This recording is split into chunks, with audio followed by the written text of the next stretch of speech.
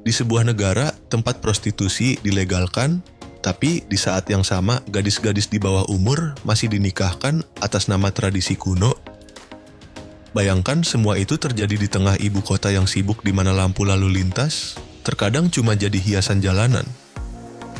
Kemacetan parah yang berlangsung setengah hari pun sudah jadi pemandangan sehari-hari di sana. Yang lebih mencengangkan lagi, ada keluarga yang selama 4 generasi belum pernah sekalipun punya anggota dengan sidik jari. Di era ketika teknologi biometrik sudah jadi bagian, tak terpisahkan dari kehidupan modern, semua yang baru kamu dengar, barulah permukaan. Masih banyak fakta mengejutkan yang akan terungkap di akhir video ini. Tapi untuk sekarang, ayo kita mulai perjalanan ke dunia yang menakjubkan ini. Selamat datang di Bangladesh. Pernikahan anak dan legalitas prostitusi. Di Bangladesh, pemandangan memilukan ini masih terus terjadi setiap hari. Bayangkan 1 dari 3 anak perempuan menikah sebelum usia 15 dan lebih dari 2/3 menikah sebelum genap 18 tahun. Pernikahan dini ini layaknya kandang yang mengurung mimpi dan masa depan mereka sejak kecil. Namun, ada kisah yang mungkin membuat kamu terkejut berasal dari suku Mandi yang tinggal di sekitar wilayah Mising dengan populasi sekitar 25.000 orang. Di komunitas ini terdapat tradisi unik jika seorang janda ingin menikah lagi, dia harus memilih pasangan baru dari sukunya sendiri. Biasanya seorang pria muda yang masih lajang. Dan lebih mengejutkannya lagi, terkadang putri si janda juga harus menjadi istri dari pria yang sama. Kisah seperti ini terus berulang hingga anak-anak perempuan tersebut cukup dewasa untuk memahami apa yang sebenarnya terjadi. Menjadi perempuan di negeri ini berarti menjalani hidup dengan pilihan yang terbatas. Karena minimnya kesempatan kerja banyak dari mereka bergantung sepenuhnya pada suami. Tradisi mahar yang masih kuat pun makin menambah beban hidup. Namun di balik realita kelam ini, Bangladesh juga melahirkan sejumlah tokoh perempuan paling berpengaruh di Asia. Khaleda Zia misalnya mencatat sejarah sebagai Perdana Menteri perempuan pertama Bangladesh sejak tahun 1991 hingga 1996. Dan pemimpin terlama di negara ini juga seorang perempuan.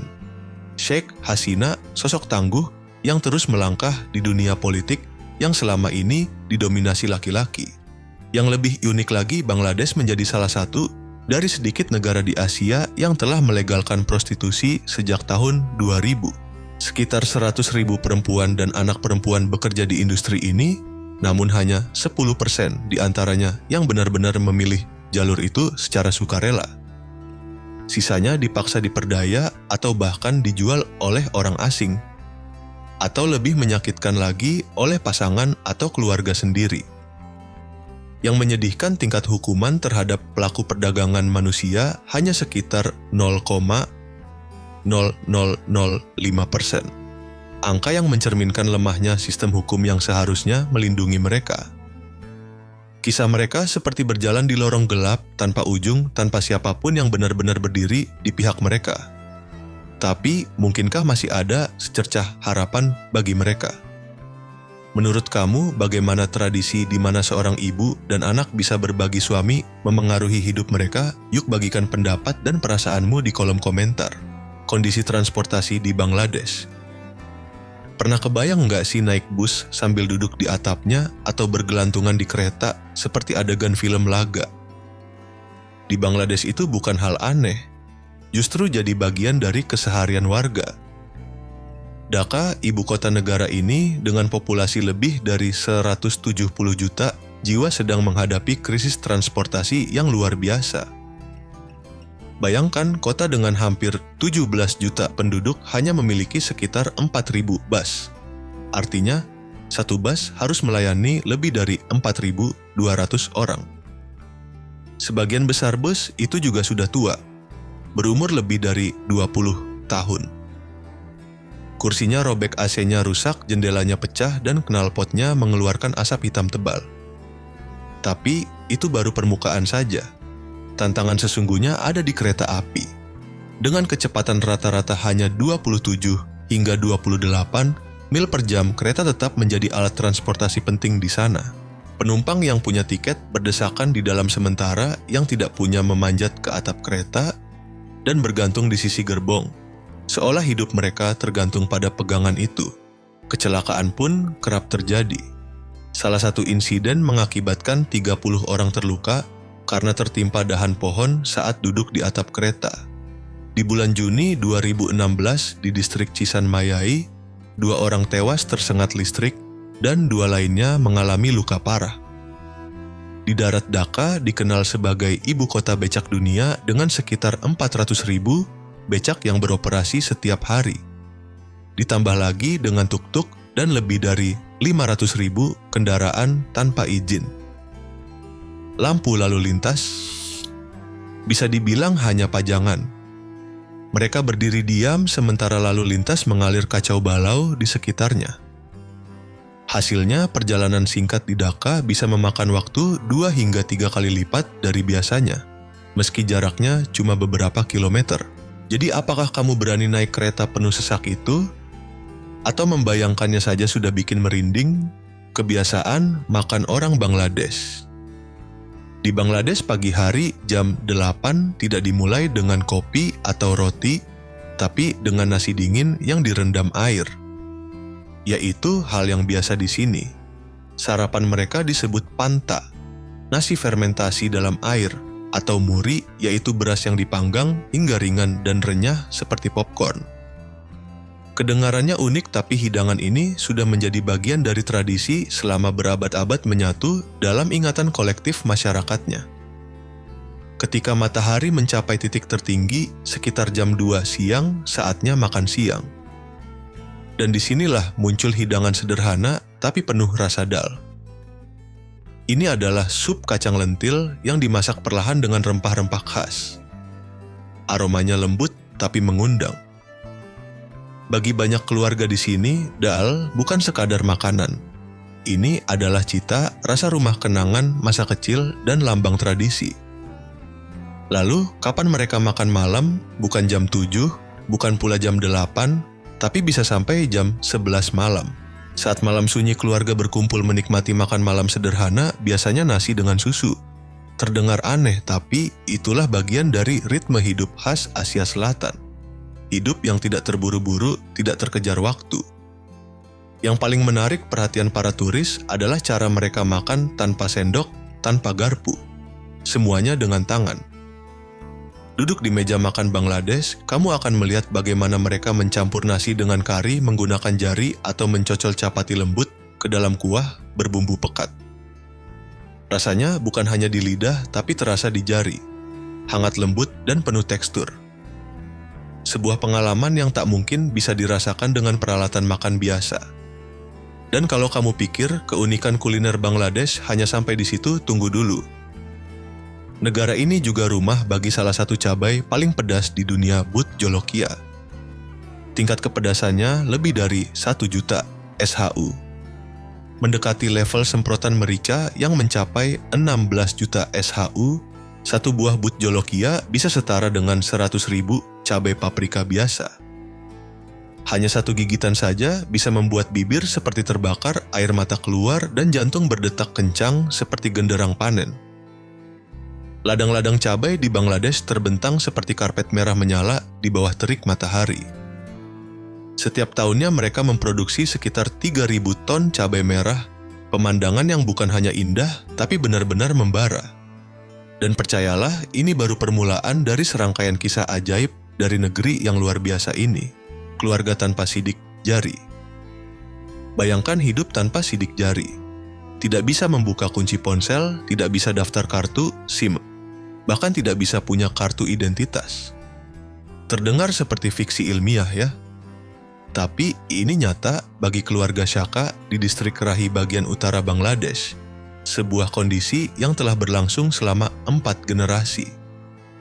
Mari kenalan dengan Rafiq Shaka. Tangannya halus seperti marmer, tanpa garis, tanpa pola.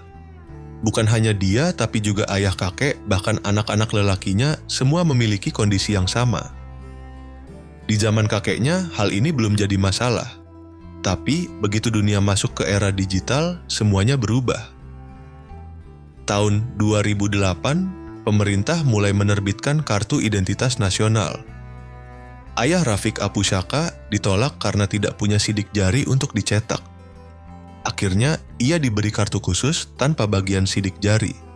Tapi, sejak tahun 2010, untuk bikin paspor atau SIM sidik jari wajib. Rafiq sudah membayar dan lulus ujian mengemudi, tapi tetap tak bisa dapat SIM. Polisi pun sering salah paham menyangka ia berkendara ilegal.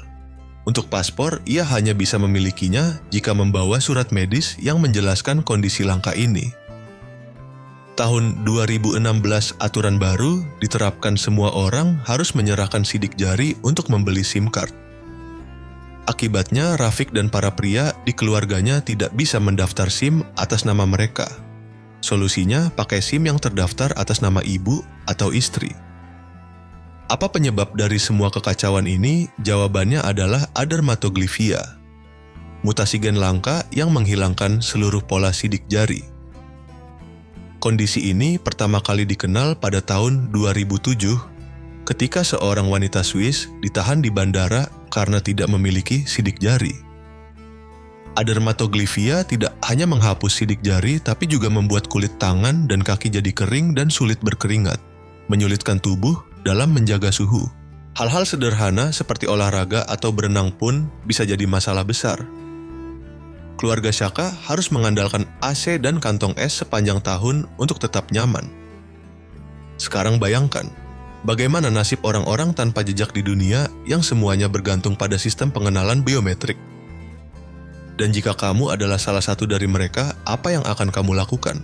Industri garment di Bangladesh. Mungkin kamu pernah mengenakan kemeja Levi's atau gaun dari Zara. Tapi pernahkah terpikir bahwa perjalanan pakaian itu bisa saja dimulai dari Bangladesh? Negara ini dijuluki sebagai pabrik pakaian dunia dengan lebih dari 3.500 pabrik yang beroperasi siang malam. Nilai ekspor tekstilnya mencapai sekitar 40 miliar dolar setiap tahun, bersaing langsung dengan Tiongkok. Di balik gemerlap catwalk dan dunia mode yang glamor, ada jutaan orang yang bekerja tanpa sorotan. Mereka menjahit di pabrik-pabrik tua di tengah hawa panas menyengat dan suasana sesak. Banyak yang menerima upah kurang dari $100 per bulan, tanpa kontrak, tanpa asuransi, dan tanpa jaminan masa depan. Salah satu tragedi paling menyayat hati terjadi pada tahun 2013. Ketika gedung Rana Plaza di Safar Dhaka runtuh. Lebih dari 1.100 orang tewas dan ratusan lainnya terluka. Di balik angka-angka dingin itu adalah keluarga yang hancur, mimpi yang terputus, dan nyawa yang tak akan kembali. Sekarang coba kamu lihat baju yang sedang kamu kenakan. Mungkinkah ada kisah yang belum pernah kamu dengar di balik label Made in Bangladesh? Cara berpakaian? Orang Bangladesh? Yuk kita jalan-jalan sebentar untuk melihat bagaimana orang Bangladesh berpakaian dalam keseharian mereka. Pernah dengar tentang lungi? Ini adalah kain panjang yang dililit di pinggang seperti rok sering dipakai oleh pria saat ngopi di pinggir jalan, jalan-jalan sore, bahkan ketika mengendarai motor. Bagi orang asing, pemandangan ini bisa bikin senyum sendiri atau bahkan terheran-heran. Para wanita punya gaya yang berbeda. Mereka mengenakan sari tradisional yang menutupi hampir seluruh tubuh, menyisakan hanya sepasang mata yang bersinar dari balik kain tipis. Bahkan di pantai pun, kamu tidak akan melihat bikini di sini. Wanita tetap berenang dengan sari, dan jika kamu menemukan bikini di toko-toko itu, sebenarnya dipakai di dalam sari. Sebagai bentuk menjaga kesopanan dan mengikuti nilai-nilai Islam. Uniknya, meskipun banyak pekerja garmen di sini, berpenghasilan rendah industri ini menyumbang hingga 80% dari total ekspor negara. Industri yang menghasilkan miliaran dolar setiap tahunnya, tapi dengan harga yang sangat mahal, kerja keras panas, dan pengorbanan tanpa henti. Sekarang coba cek lemari pakaian kamu. Apakah ada satu baju yang bertuliskan Made in Bangladesh? Kalau ada, bayangkan di balik label itu ada dunia yang sangat berbeda. Dunia tempat orang memakai lungi, ke pasar berenang dengan sari, dan menjahit setiap benang dengan penuh ketekunan demi hidup yang lebih baik. Bagaimana menurut kamu? Yuk tuliskan pendapat kamu di kolom komentar. Kami ingin tahu bagaimana kamu melihat dunia di balik pakaian yang kita kenakan setiap hari. Sekolah-sekolah yang mengapung di atas air. Bayangkan sebuah tempat di mana sekolah bukan berupa bangunan beton kokoh, melainkan berlayar di atas air, menyusuri sungai-sungai di Bangladesh. Inilah kenyataan bagi ribuan anak di sini. Setiap pagi, alih-alih berjalan di daratan, mereka naik perahu meluncur pelan di antara kanal untuk sampai ke sekolah mereka. Yang juga adalah perahu itu sendiri. Perahu ini bukan sekadar alat transportasi, tapi benar-benar sekolah, tempat mereka belajar bermain, bahkan mendapat layanan kesehatan dasar. Sekolah mengapung ini lahir sebagai solusi cerdas untuk menghadapi banjir tahunan yang menenggelamkan hampir 1/5 wilayah Bangladesh. Inisiatif dari organisasi Syed mengubah ide ini menjadi kenyataan. Setiap kapal panjangnya lebih dari 50 kaki dan lebarnya sekitar 10 kaki diubah menjadi ruang kelas perpustakaan taman bermain dan bahkan pos kesehatan kecil. Panel surya dipasang untuk menyuplai listrik ke lebih dari 100 komputer, membuat anak-anak di pelosok tetap bisa belajar daring dan terhubung dengan dunia luar. Yang luar biasa semua ini berawal dari visi seorang arsitek bernama Muhammad Rowan. Berkat idenya, kini lebih dari 1.800 anak bisa pergi sekolah setiap hari, tak peduli cuaca. Perahu-perahu ini bukan hanya simbol pendidikan, tapi juga lambang kreativitas dan daya tahan manusia.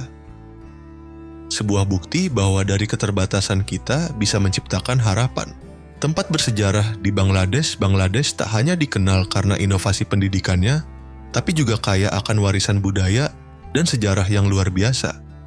Salah satunya adalah Benteng Lalbagh di Dhaka, dibangun pada abad ke-17.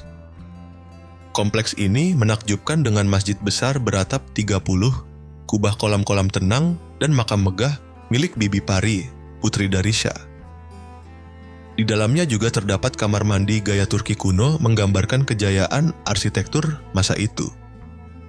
Tak kalah mengesankan adalah Ahsan Manzil atau Istana Merah Muda yang berdiri megah di tepi sungai Buriganga.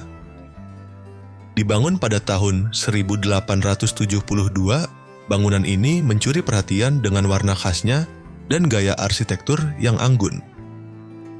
Kini Ahsan Manzil difungsikan sebagai museum menyimpan jejak kehidupan mewah para bangsawan zaman dulu. Dari sekolah terapung hingga istana bersejarah Bangladesh memang penuh kejutan yang tak terduga. Negara ini menawarkan lebih dari sekadar cerita. Ia mengajak kita merenung tentang cara manusia bertahan beradaptasi dan menciptakan sesuatu yang luar biasa dari hal yang sederhana. Perbatasan unik antara Bangladesh dan India. Kamu mungkin akan terkejut saat tahu bahwa batas antara Bangladesh dan India bukanlah garis lurus seperti peta biasa, tapi lebih mirip potongan puzzle yang tersebar dan tersambung secara tak terduga. Sekilas tampak seperti hasil perencanaan yang cermat, tapi kenyataannya justru sebaliknya. Di bagian utara, perbatasan kedua negara ini sangat rumit. Jejak sejarah dari lebih 300 tahun lalu ketika Kekaisaran Mughal mencoba memperluas kekuasaannya ke wilayah Bengal. Akibatnya terbentuklah kawasan-kawasan aneh wilayah India yang terjebak di dalam Bangladesh dan sebaliknya. Bayangkan boneka Matryoshka. Di dalam satu wilayah ada wilayah lain, lalu di dalamnya lagi ada wilayah lain. Rumit sekali ya. Situasi ini membuat ribuan orang hidup dalam status tanpa kewarganegaraan. Mereka tidak bisa mendapatkan pendidikan layak layanan kesehatan, bahkan sekadar identitas resmi pun tak ada.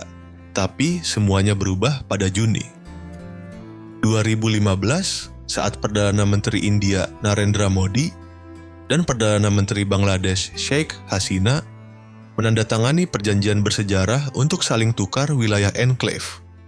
Ada sekitar 200 wilayah yang dipertukarkan. Langkah ini mengubah nasib sekitar 50.000 orang. Mereka akhirnya memiliki kewarganegaraan, akses sekolah, rumah sakit, dan berbagai hak dasar yang selama ini hilang. Bayangkan bagaimana rasanya hidup bertahun-tahun tanpa diakui, lalu tiba-tiba diberi identitas dan masa depan. Menariknya, rencana tukar wilayah ini sebenarnya sudah diusulkan sejak tahun 1974. Namun tertunda karena krisis politik, termasuk tragedi pembunuhan pendiri Bangladesh tahun 1975. Dan akhirnya kesepakatan 2015 itu bukan hanya menyelesaikan masalah batas negara, tapi juga mempererat hubungan dua bangsa yang berbagi banyak sejarah, kehidupan di Dhaka, dan krisis polusi udara. Bayangkan hidup di Bangladesh, negara dengan lebih dari 160 juta penduduk. Di Dhaka, ibu kota yang penuh sesak kemacetan, lalu lintas telah menjadi bagian dari rutinitas. Jalanan padat oleh motor becak dan kendaraan umum tua. Tapi lebih dari itu, udara di kota ini kini benar-benar dalam kondisi darurat. Bangladesh adalah satu-satunya negara di dunia yang menjadikan bahasa Bengali sebagai bahasa resmi, sebuah identitas budaya yang unik dan penuh kebanggaan. Bahkan bendera negaranya pun menyimpan makna simbolik latar hijau mewakili kesuburan tanah dan bulatan merah di tengahnya, meski mirip bendera Jepang, melambangkan matahari terbit dan semangat perjuangan. Namun keindahan itu kontras dengan kondisi udara di Dhaka. Menurut WHO pada tahun 2022, Bangladesh menjadi negara paling tercemar di dunia. Tingkat partikel halus PM2, 5 mencapai rata-rata 160 mikrogram per meter kubik, 15 kali lebih tinggi dari ambang batas aman. Polusi ini menyebabkan sekitar 15.000 kematian setiap tahun. Jika udara bisa dibersihkan di 4 kota besar saja, negara ini bisa menghemat antara 200 juta hingga 800 juta dolar per tahun. Tapi, apa penyebab utama polusi ini? Ada beberapa faktor ribuan tungku bata tradisional yang masih menggunakan batu bara, kendaraan tua seperti truk, dan bus yang terus beroperasi, serta pembakaran bahan bakar alami seperti kayu dan kotoran sapi di pedesaan. Debu dari proyek pembangunan yang tak henti-hentinya juga memperburuk keadaan. Dampaknya, kesehatan jutaan orang terganggu, terutama anak-anak dan kelompok rentan. Untuk mengubah keadaan dibutuhkan langkah nyata bukan hanya dari pemerintah tapi juga dari kesadaran publik. Jika tidak, generasi mendatang mungkin hanya bisa mengingat udara bersih sebagai bagian dari masa lalu, menjelajahi kawasan kumuh di Bangladesh. Sekarang mari kita menyusuri sisi lain dari Dhaka, ibu kota yang padat dan penuh dinamika. Di balik hiruk-pikuk kota besar ini, kawasan kumuh seperti Korail Kalyanpur dan Rayer Bazar muncul bagaikan dunia yang sama sekali berbeda. Disinilah kemiskinan, keterbatasan, dan kepadatan menjadi bagian dari kehidupan sehari-hari. Rumah-rumah sempit dibangun dari seng kayu bekas dan plastik, berdempetan tanpa alamat jelas, tanpa saluran air bersih. Dalam ruang tak lebih dari 10 meter persegi, bisa jadi satu keluarga berisi 5 hingga 7. Orang harus berbagi tempat tidur dan napas. Anak-anak tumbuh di lingkungan yang dipenuhi sampah air limbah dan ancaman penyakit yang tak terhindarkan. Sebagian besar orang dewasa bekerja sebagai buruh harian, tukang jahit kuli, bangunan penarik becak, atau asisten rumah tangga, cukup untuk bertahan dari hari ke hari. Tapi yang luar biasa, meski hidup dalam kesempitan mereka tetap saling berbagi, tersenyum, dan mencoba memperbaiki nasib. Berbagai organisasi sosial dan LSM telah hadir untuk membantu, dari pendidikan hingga layanan kesehatan dasar. Tapi tantangannya masih sangat besar. Kawasan kumuh ini adalah gambaran nyata dari jurang kesenjangan antara yang kaya dan yang miskin, di tengah kota-kota besar yang terus tumbuh. Menjelajah Bangladesh dengan biaya ramah di kantong. Begitu kamu menginjakan kaki di Bangladesh, kamu akan merasakan sesuatu yang unik. Kehidupan di sini bisa terasa luar biasa tapi tetap terjangkau. Di tempat lain, kemewahan mungkin hanya milik kalangan atas, tapi di sini, kamu bisa menikmati pengalaman mengesankan tanpa harus menguras dompet.